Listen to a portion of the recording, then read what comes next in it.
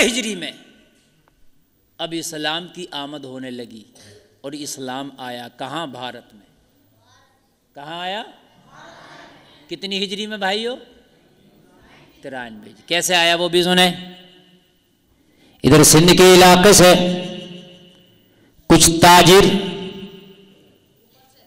جا رہے تھے، ان کو لوٹ لیا گیا، اور جب لوٹ لیا گیا تو سندھیوں نے خط لکھا ان تاجروں نے کہ ہماری کشتیوں پر بحری راستے سے جا رہے تھے، ان کو ڈاکوؤں نے حملہ کر کے لوٹ لیا۔ انہوں نے خط لکھا اور خط لکھ کے کہا کہ ہماری مدد کی جائے، ہمارا جو نقصان ہوا ہے اس کا ازالہ کیا جائے، اس کی بھرپائی کی جائے۔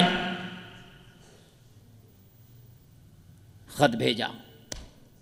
جو اس وقت کا خلیفہ تھا اس نے خط پڑھا، اور اسی زمانے میں جو خلیفہ کا خاص وزیر کہہ لیجئے، خاص مشیر کہہ لیجئے، حجاج ابن یوسف ہوا کرتا تھا۔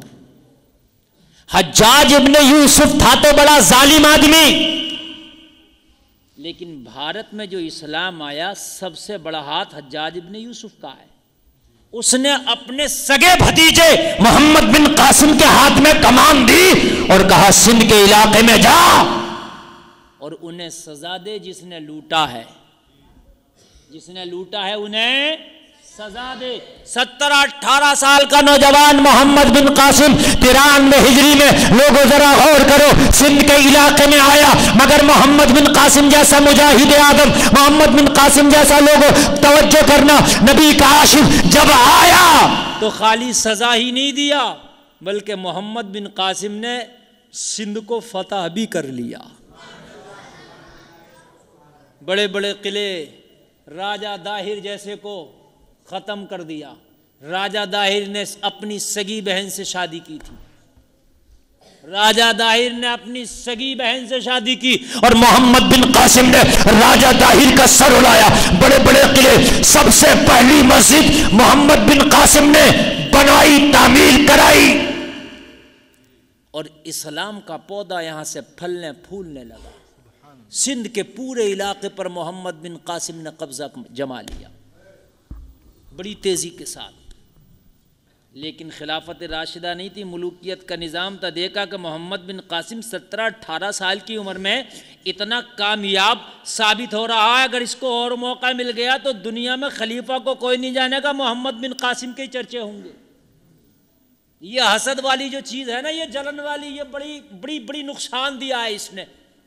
اور آج جو ہمارے اسلام کو نقصان ہوا نا، صحیح اگر پوچھئے تو کہیں نہ کہیں اپنوں کا ہاتھ پہلے ملے گا، کہیں نہ کہیں اپنوں کی پن پہلے ملے گی۔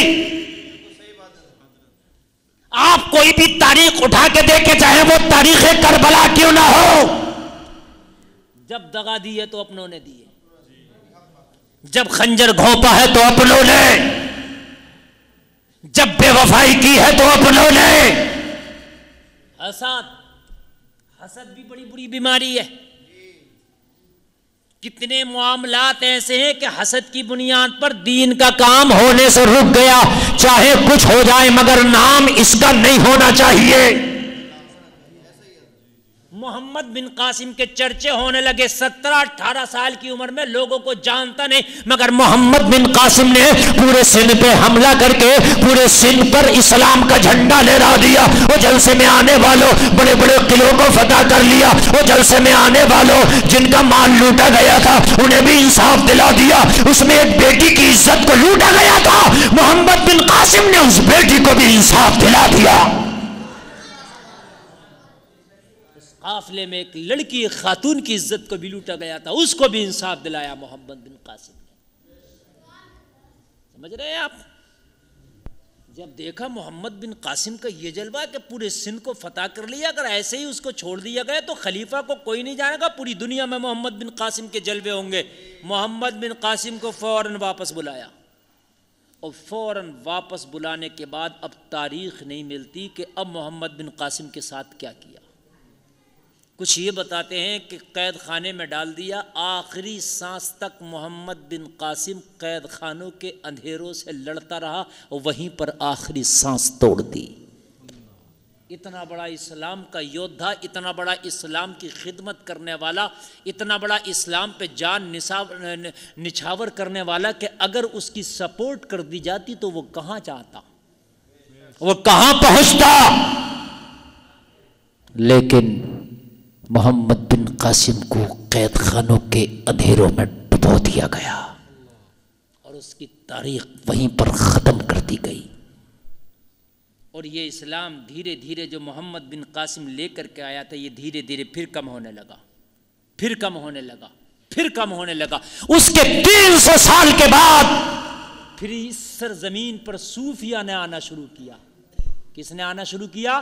صوفیہ نے. اور پھر صوفیوں کے ذریعے اس بھارت کی دھرتی پر اسلام آیا بھی اور اسلام پھیلا بھی. سبحان اللہ. اسی میں میرے خواجہ ہند الولی بھی ہے. سبحان اللہ. ذرا زور سے بولو یار سبحان اللہ. اچھا ایک بات اور بتاؤں، اسلام جو صوفیہ نے پھیلایا وہ اسلام دیر پا رہا، اس کے اندر چاشنی زیادہ رہی. حالانکہ اسلام تو وہی تھا، مگر محمد بن قاسم کے اسلام پھیلانے کا طریقہ الگ تھا. محمد بن قاسم کے اسلام پھیلانے کا طریقہ الگ تھا، خواجہ اجمیر کے اسلام پھیلانے کا طریقہ الگ تھا. سمجھ رہے آپ؟ اب جو بھارت میں یہ اسلام ہے یہ صوفیہ کی دین ہے. سبحان اللہ. بالخصوص خواجہ اجمیر کی دین ہے. سبحان اللہ. ذرا زور سے بولو سبحان اللہ. میرے خواجہ اجمیر جب یہاں تشریف لائے تو یہ نہ فوج لائے، نہ تیر لائے، نہ تلوار لائے، نہ تخت لائے، نہ مال لائے، نہ دولت لائے. ان کے تو آنے کی شان یہ تھی، یہ سنجر کے جنگلوں سے مصطفیٰ کا اشارہ پا کے جب بھارت کی سرزمین پر آئے تو لوگوں پوشیدہ لباس ہے، ٹوٹی ہوئی چٹائی ہے، سر پہ امامہ ہے، ہاتھ میں تسبیح ہے، بغل میں مسلح ہے، لب پہ جاری اللہ اللہ ہے. اور ہندوستان کی سرزمین پہ آنے کے بعد میں جیسے ہی اسلام کے پودے کو نئی جان اور نئی تازگی دینا چاہی تو غریب نواز کی جڑوں کو کاٹنے والوں کی کمی نہ تھی. موجودہ حکومت نے ڈٹ کے مخالفت کی، موجودہ حکومت نے آگے بڑھ کے مخالفت کی.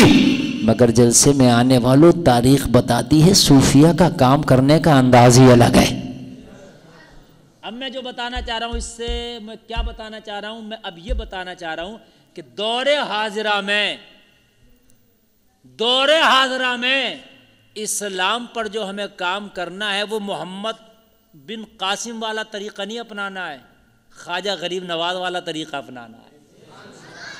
سبحان اللہ بولو ذرا. ہاں، اس طریقے پر ہمیں کام کرنا ہے. سمجھ رہے ہیں آپ؟ ہمیں اس طریقے پر کام کرنا ہے، جلال والا نہیں، جمال والا. سمجھ رہے ہیں آپ؟ ہاں، جمال والا رخ اپنانا ہے. اور وہ جو اب جو یہ اسلام ہے یہ صوفیہ کی دین ہے. سمجھ میں آ رہی ہے؟